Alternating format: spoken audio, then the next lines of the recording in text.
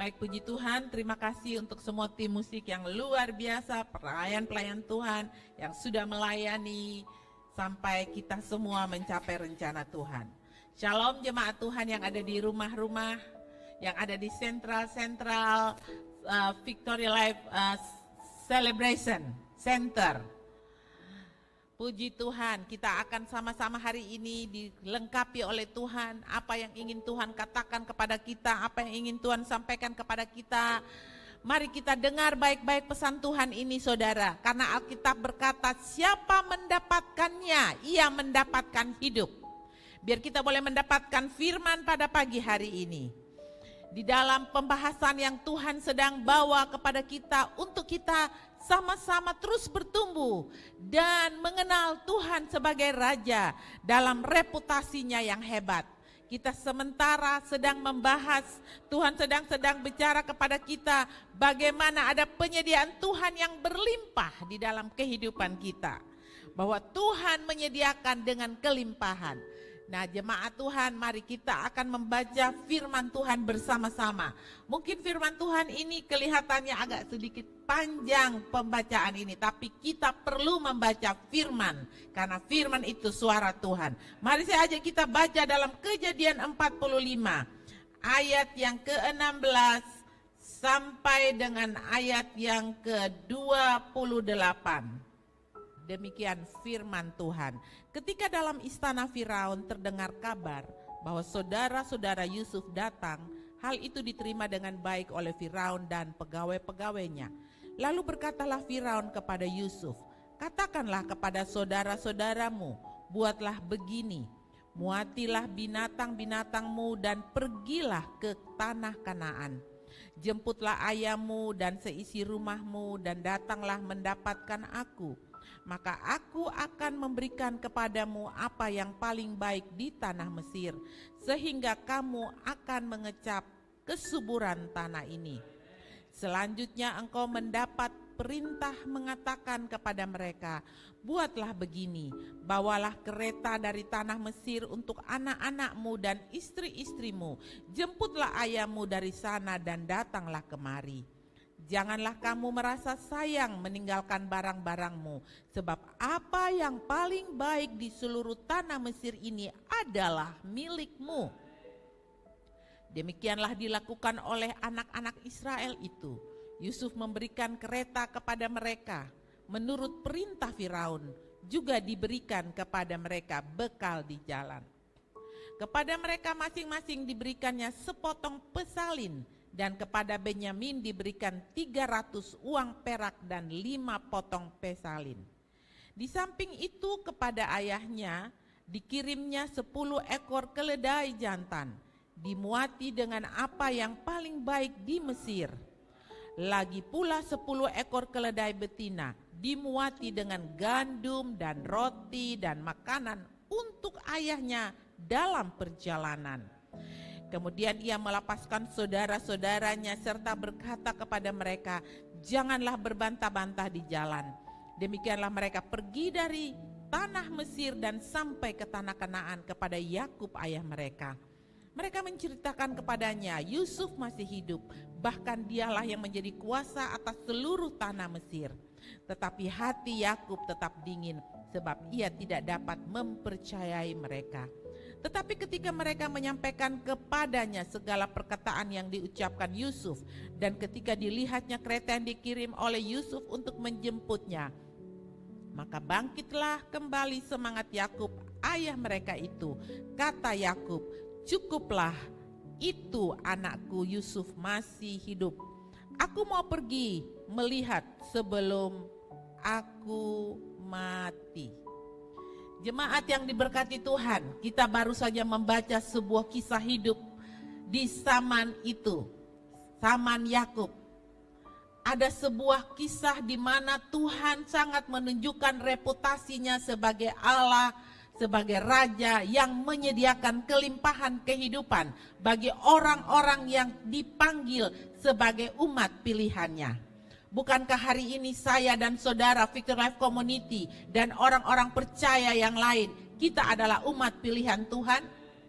kita juga adalah orang-orang yang dipanggil untuk menerima penyediaan Allah.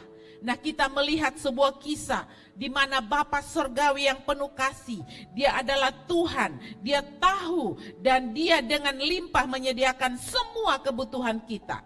Baik itu secara jasmani, secara jiwani, secara rohani, materi, emosional, dan spiritual. Tuhan kita dengan murah hati menyediakan lebih dari semua yang kita minta atau pikirkan. Dia menyediakan bagi kita lebih dari yang kita pikirkan, lebih dari yang kita harapkan. Dia Allah penyedia. Saudara jemaat Tuhan, Allah kita yang besar dan hebat, yang pernah melakukan itu di dalam zaman Yakub, karena Yakub adalah umat pilihan yang akan menggenapi semua janji-janjinya. Dia Allah yang sama akan menggenapi janjinya atas Victor Life Community, atas kita orang percaya untuk menggenapi semua janji-janjinya. Tuhan, Dia Allah yang menyiapkan berkelimpahan. Demikian Efesus 3 ayat yang ke-20 berkata, bagi Dialah yang dapat melakukan jauh lebih banyak daripada yang kita doakan atau pikirkan, seperti yang ternyata dari kuasa yang bekerja di dalam kita. Saudara, ini hebat.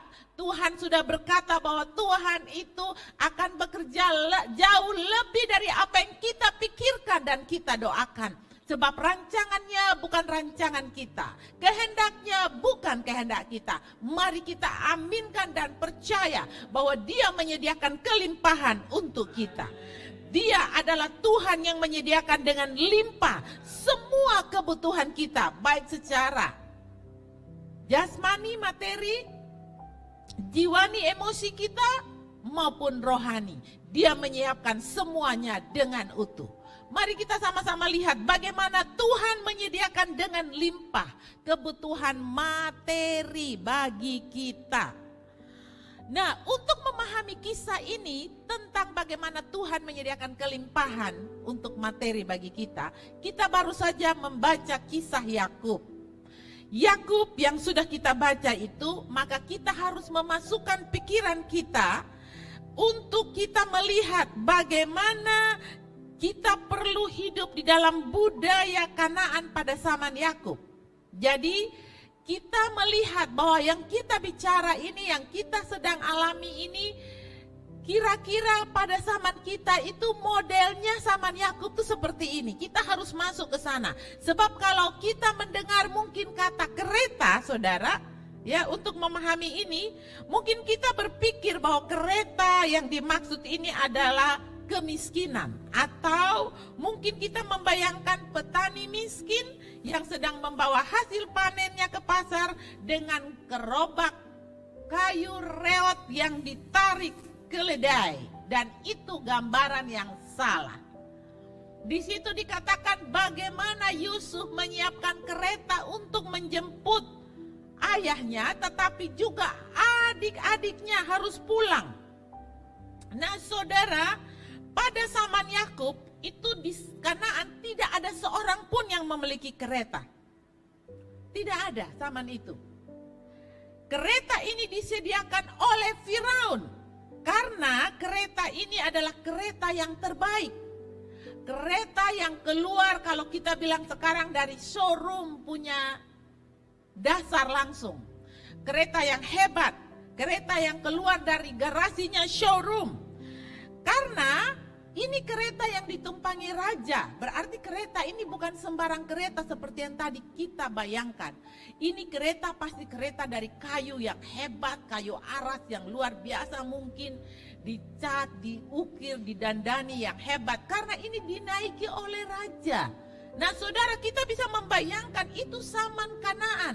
Bagaimana zaman kita ini? Mungkin kalau Yusuf ada hidup di zaman ini, Alkitab ditulis dalam zaman ini, maka kita bisa membayangkan mobil terbaik DH1 RI. Seperti itu. Itu mobil yang paling mahal, yang top, yang anti peluru, yang sangat amat nyaman. Saudara, tidak ada goyangan apa-apa, kira-kira seperti itu. Nah, ini zaman di mana kereta yang hebat, yang bagus ini dikirim untuk menjemput ayah daripada Yusuf. Bagi adik-adik Yusuf, mereka harus kembali ke Kanaan dengan kereta yang penuh dengan perbakalan. Tadi kita udah baca. Bagaimana? Pasti ini membuat Yakub berpikir bahwa mungkin ini sudah ada perampokan ini. Anak-anak saya sudah merampok satu desa sehingga mereka sudah datang dengan kereta yang hebat dan penuh perbakalan. Karena zaman itu adalah zaman kelaparan, saudara. Ya, bayangkan mereka membawa kereta dengan isinya. Ada pakaian, ada barang-barang yang lain di situ. Ya, bayangkan saudara, mereka datang kepada Yusuf dengan berpakaian gembala. Pakaian yang sederhana, yang kotor mungkin, yang apa adanya. Tetapi mereka akan kembali dengan pakaian dari seorang desainer Mesir terkenal zaman itu.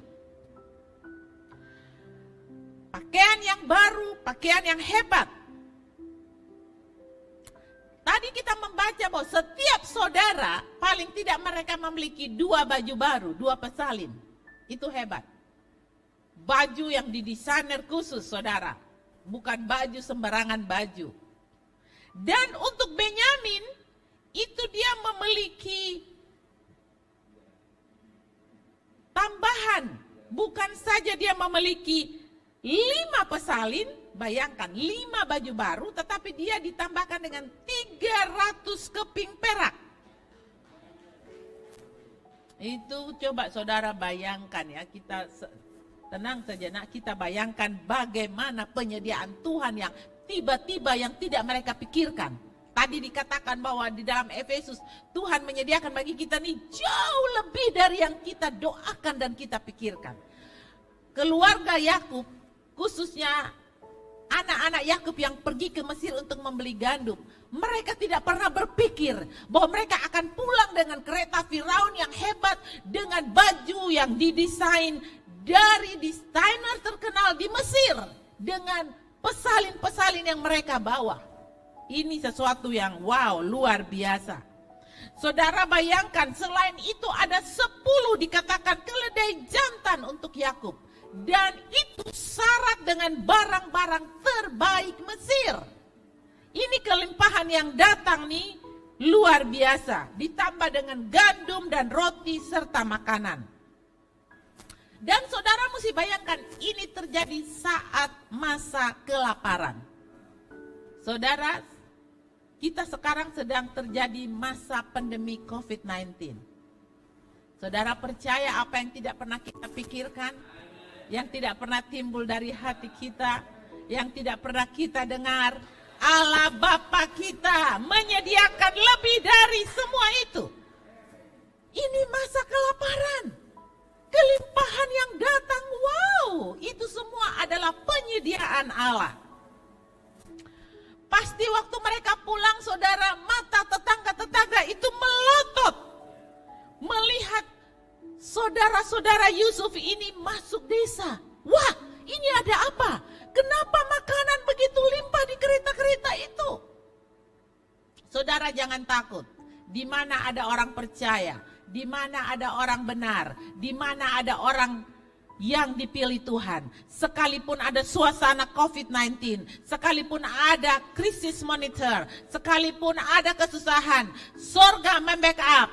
Kita tidak akan kekurangan sesuatu pun yang baik.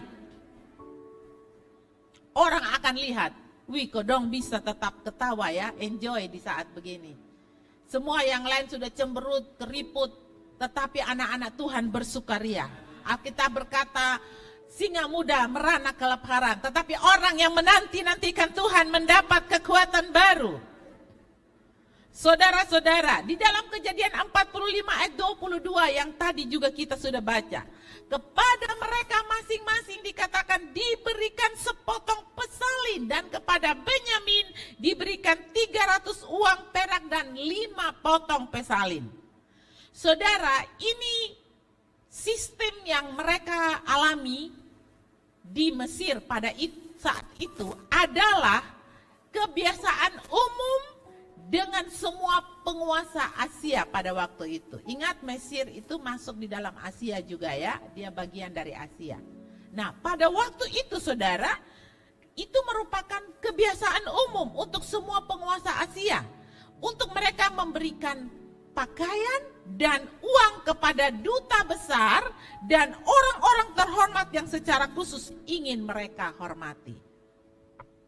Saudara, saya percaya saudara, Tuhan punya orang untuk kita. Tuhan punya penyediaan untuk kita. Kita juga merupakan duta besarnya Tuhan. Kita juga merupakan orang-orang yang akan didandani Tuhan. Karena itu kita harus percaya seperti saudara-saudara Yusuf menerima penyediaan Tuhan.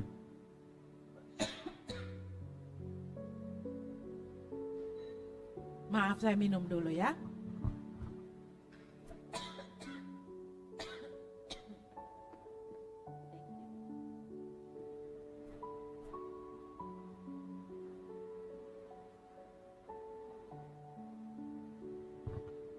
Haleluya, puji Tuhan. Saudara, Tuhan menyediakan semua keperluan untuk kita. Tuhan menyediakan kelimpahan untuk kita. Karena itu kita tidak perlu merasa bersalah tentang materi yang Tuhan sediakan bagi kita. Pandangan yang keliru adalah begini. Biar miskin di bumi, asal nanti di surga kita punya banyak materi, tenang selamanya.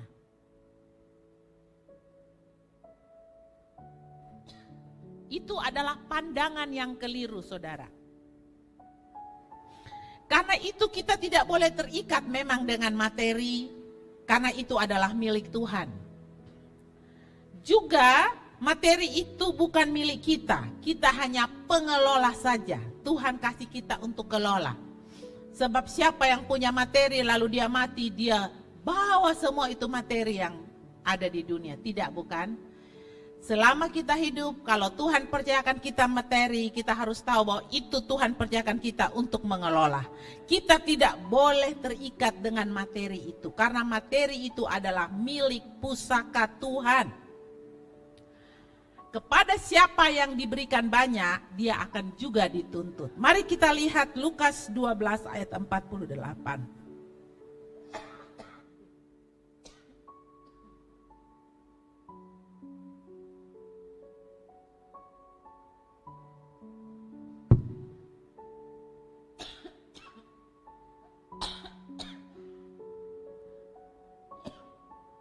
Tetapi barang siapa tidak tahu akan kehendak tuannya dan melakukan apa yang harus mendatangkan pukulan, ia akan menerima sedikit pukulan.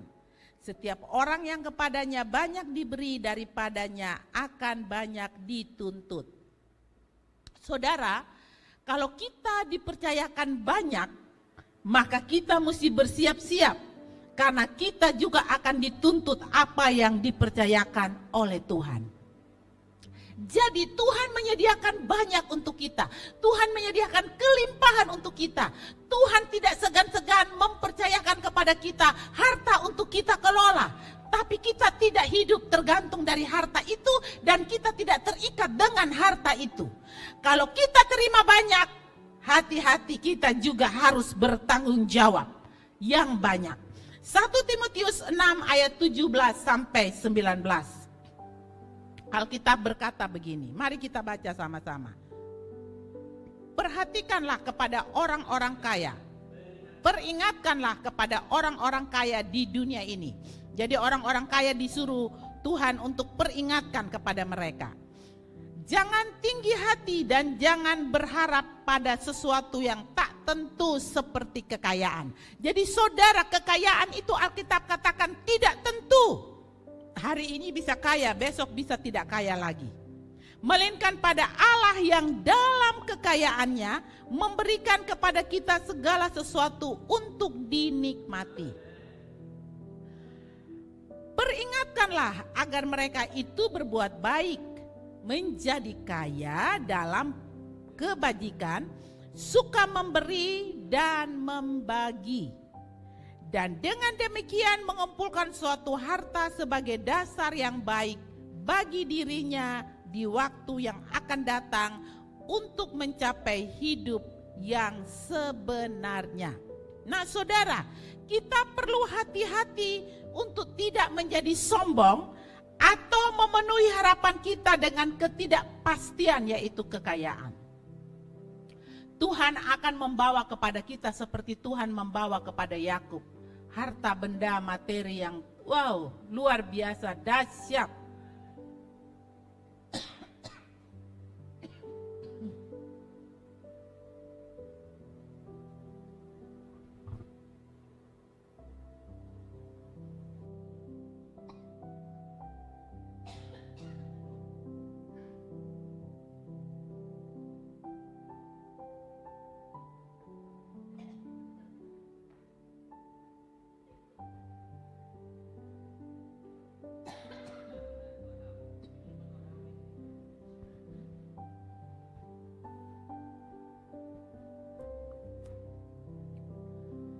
Tetapi Tuhan mau kita untuk tidak tergantung kepada kekayaan itu. Tetapi kita menjadi dermawan. Artinya melalui berkat yang Tuhan beri, kita bisa dipakai Tuhan untuk menjadi berkat bagi orang lain.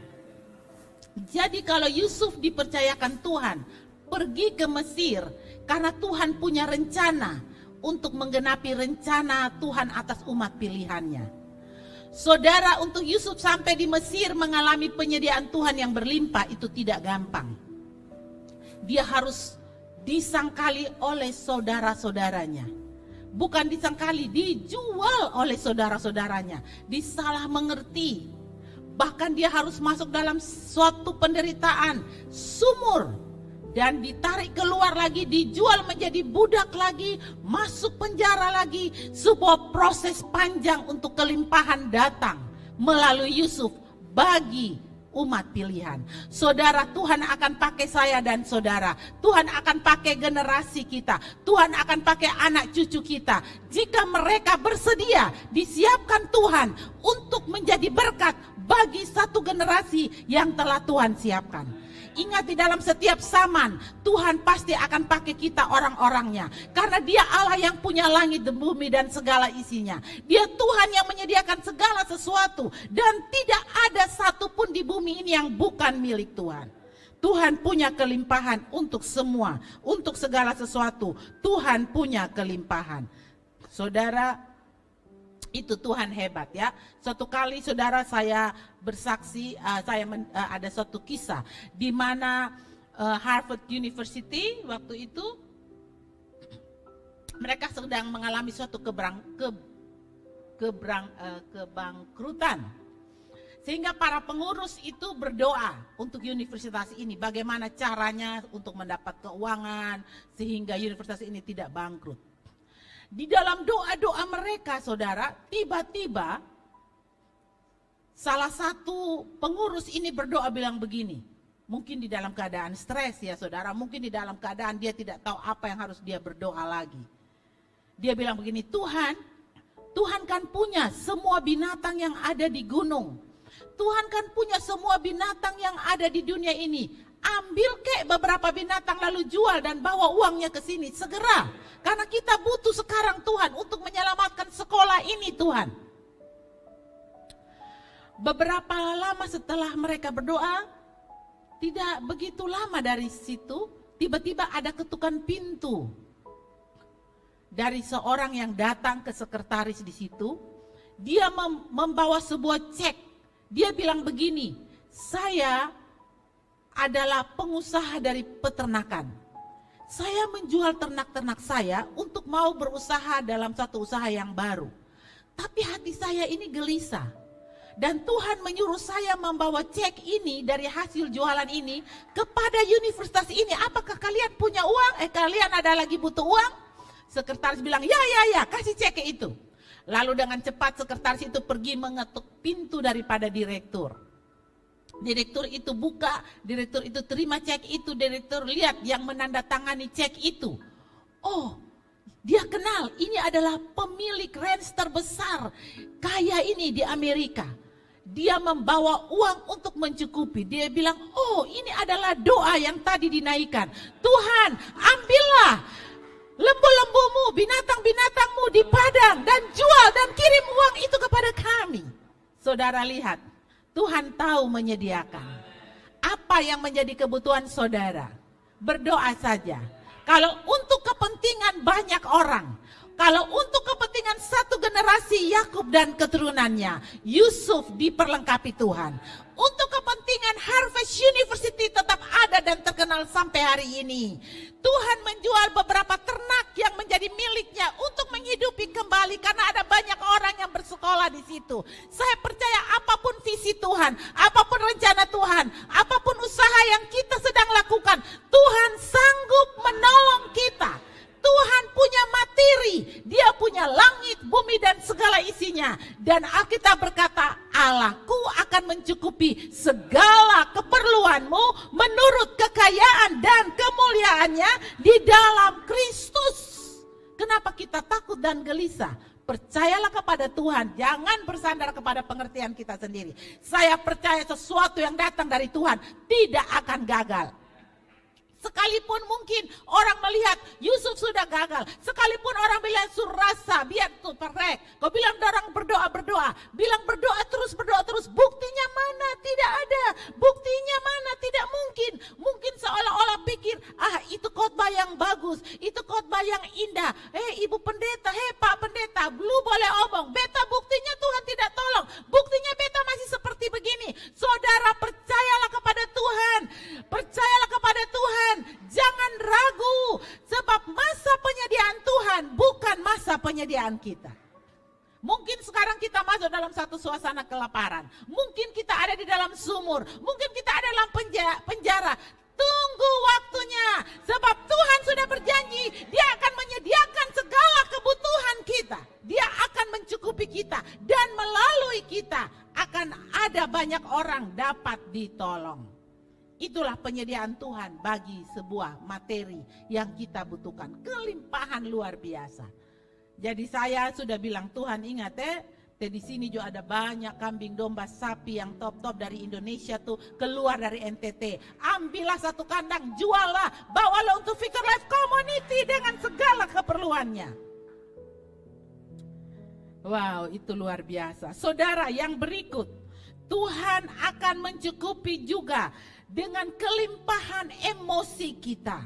Bukan saja materi, tapi Dia Allah juga yang mencukupi jiwa kita. Kelimpahan kebutuhan emosi kita akan Tuhan kirim. Secara emosional mungkin Yakub sangat membutuhkan pertolongan pada saat itu. Kenapa? Sebab dia telah kehilangan putra kesayangannya selama lebih dari 20 tahun. Dia berduka untuk Yusuf. Bayangkan saudara, 20 tahun anak kesayangannya dia tidak tahu di mana.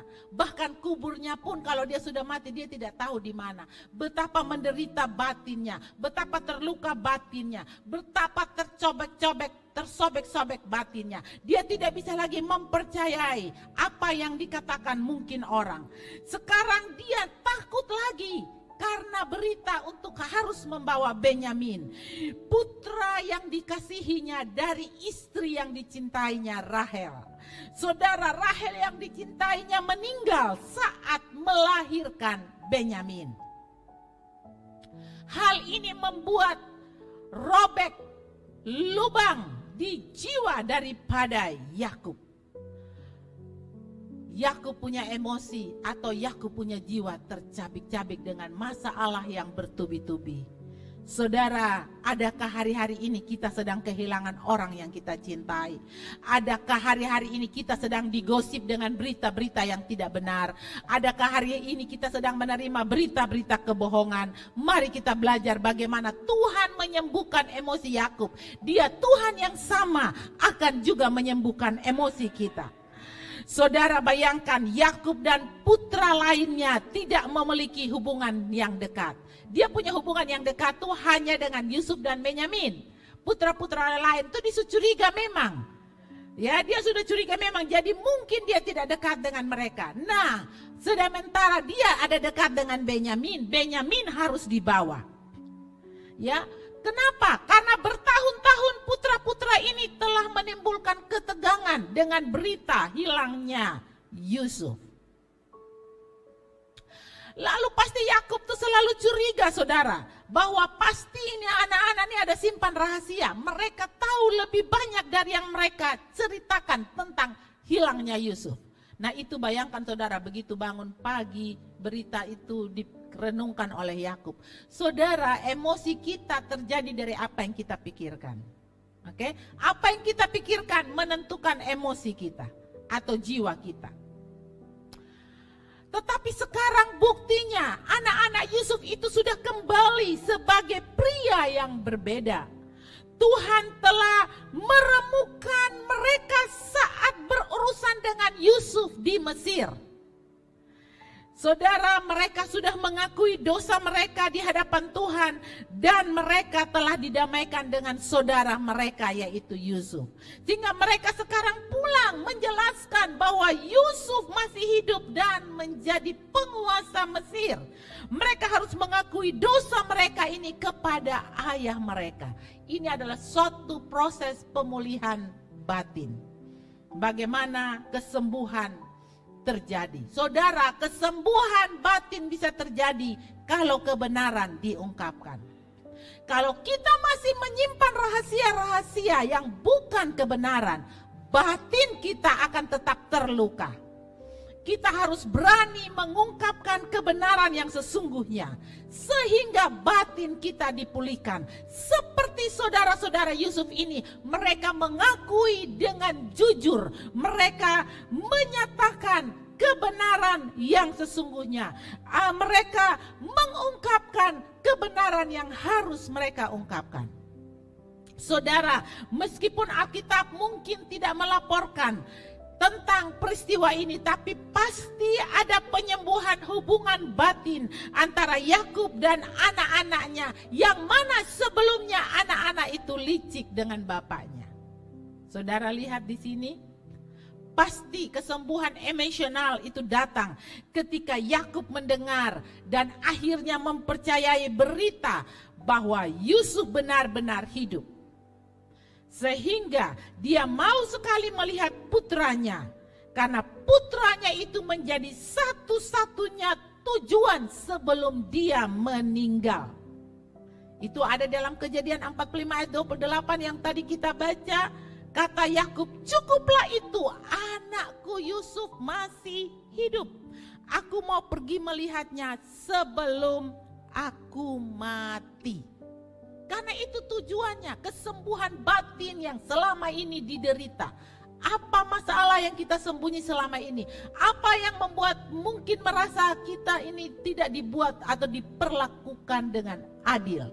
Saya percaya sama seperti Tuhan menyediakan kebutuhan emosional Yakub, demikian juga Tuhan memenuhi kebutuhan emosional kita. Saudara, Tuhan penyedianya itu lengkap. Bukan saja materi, lalu kakak adik bakal lai, ya, papa, mama, saudara, bersaudara saling menyangkal, bukan. Tetapi di dalam kecukupan materi, Tuhan juga menyediakan emosi yang baik, emosi yang utuh. Tuhan ingin kita menjadi utuh secara emosional. Dia tidak selalu melakukan secara instan, saudara, tetapi mari kita harus tahu bahwa Tuhan pasti melakukan bagi kita.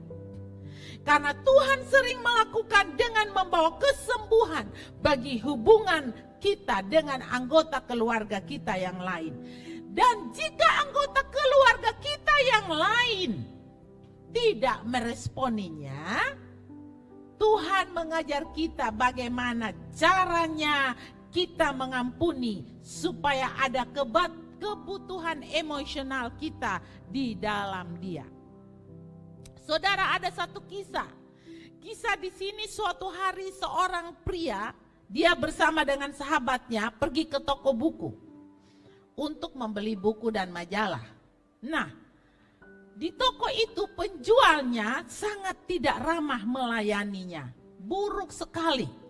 Ya, padahal kan ada pepatah bilang pembeli itu raja, tetapi penjualnya itu melayani dengan buruk. Mukanya juga cemberut dan tidak pernah ramah di dalam menjawab. Seperti saya juga pernah mengalami di salah satu restoran di kota ini. Saya minta teh, lalu karena tehnya habis, saya bilang, "Nona mari, mau pesan tambah teh." Dia dengan muka asam dia bilang, "Ibu, pesan tuh 1 kali, jangan suruh kotong bolak-balik." Ya, itu mengundang emosi itu. Nah, saudara, si pria ini jelas jengkel menerima pelayanan seperti itu. Tapi yang mengherankan, sahabatnya tetap enjoy, bahkan bersikap sopan kepada penjual itu. Lantas si pria itu bertanya kepada sahabatnya, "Hei, kenapa kamu bersikap sopan kepada penjual yang menyebalkan itu?" Ya? Lalu sahabatnya menjawab, "Loh, kenapa aku harus mengizinkan dia menentukan caraku dalam bertindak?" Saudara lihat bagaimana dia menangani emosinya. Lalu temannya bilang begini, "Kitalah sang penentu atas kehidupan kita, bukan orang lain." Lalu temannya bilang, "Iya, tapi dia melayani kita dengan buruk sekali." Sambil dia jengkel, dia omong begitu. "Iya, tapi aduh, beta jengkel pokoknya." Lalu temannya bilang begini, "Sahabat, itu masalah dia.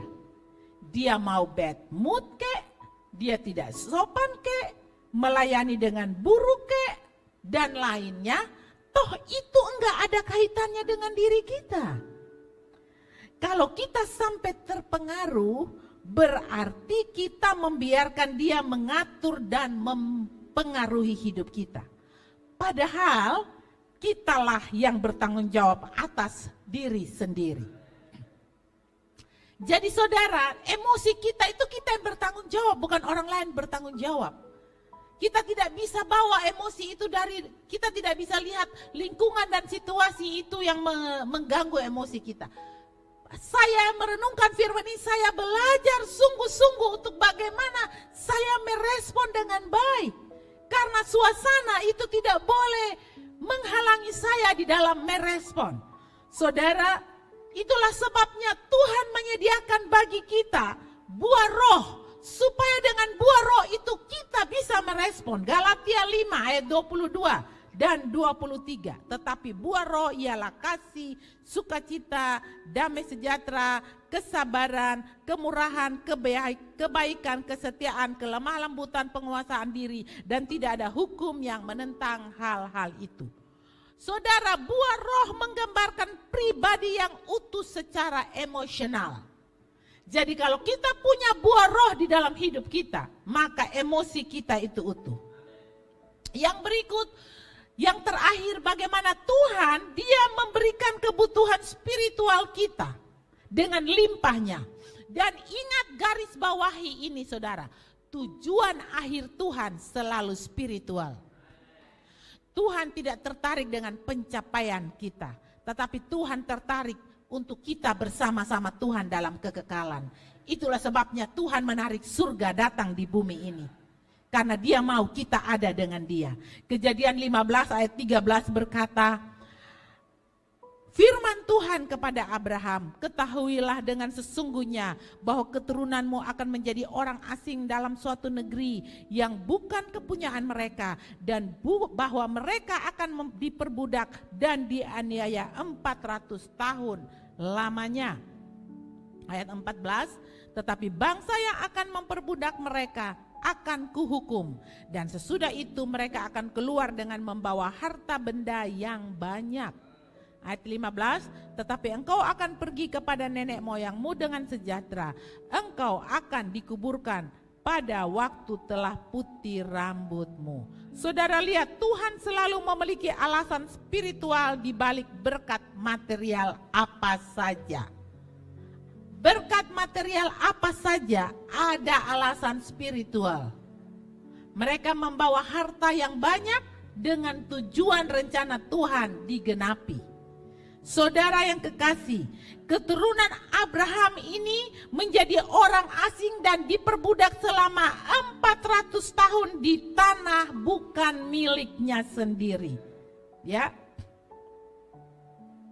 Sampai kapan saudara? Sampai kejahatan orang Amori selesai.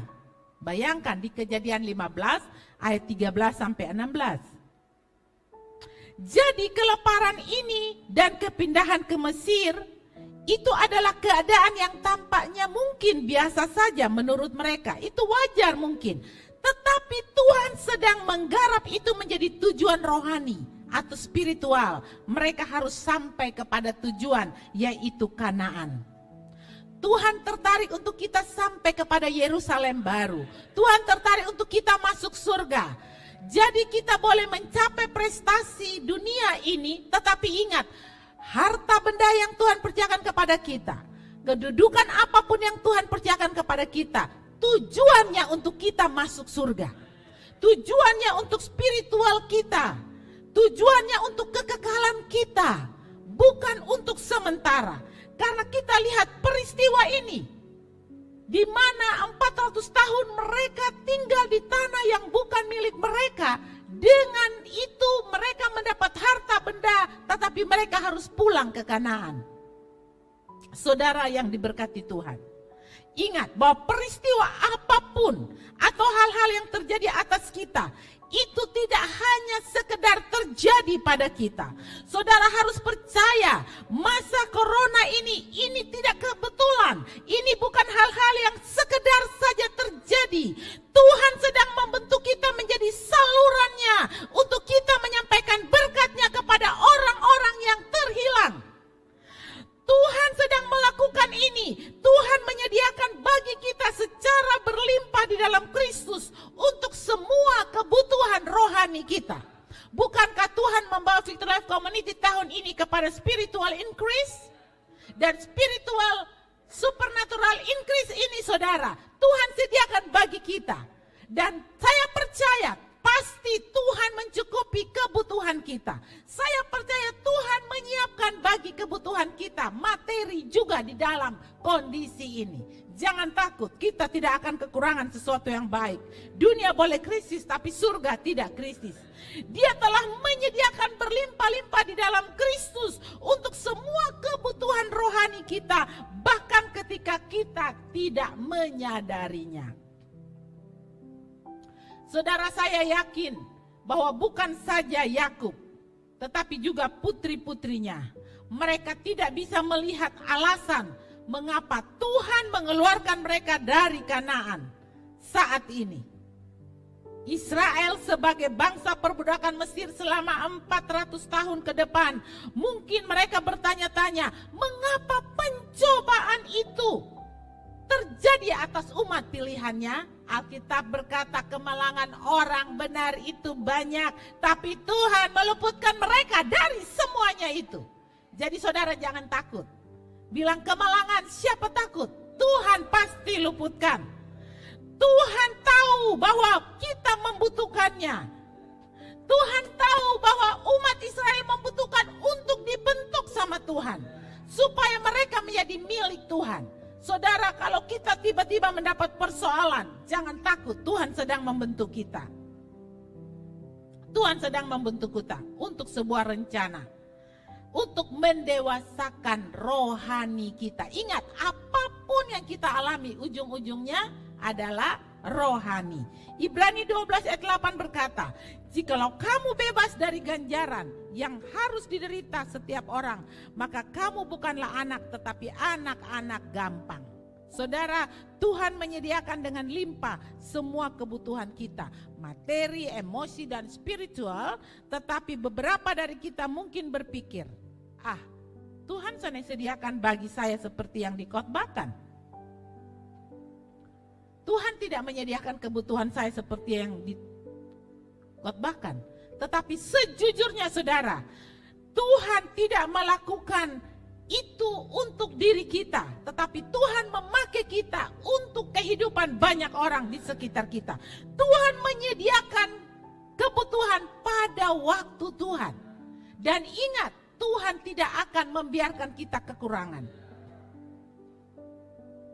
Saudara ingat bagaimana Tuhan membawa kelimpahan datang kepada Yakub dan anak-anaknya? Bagaimana mereka mendapatkan semua yang mereka sedang tidak pernah mereka pikirkan? Ya, saudara lihat itu semua. Bagaimana Tuhan melakukannya dengan hebat dan luar biasa. Karena itu saya percaya Tuhan menyediakan dengan berlimpah semua kebutuhan kita. Bukan saja materi, tetapi emosi, terlebih Dia melakukan untuk rohani kita. Karena Tuhan mau kita tetap bersama-sama dengan Dia dalam kerajaan surga. Amin.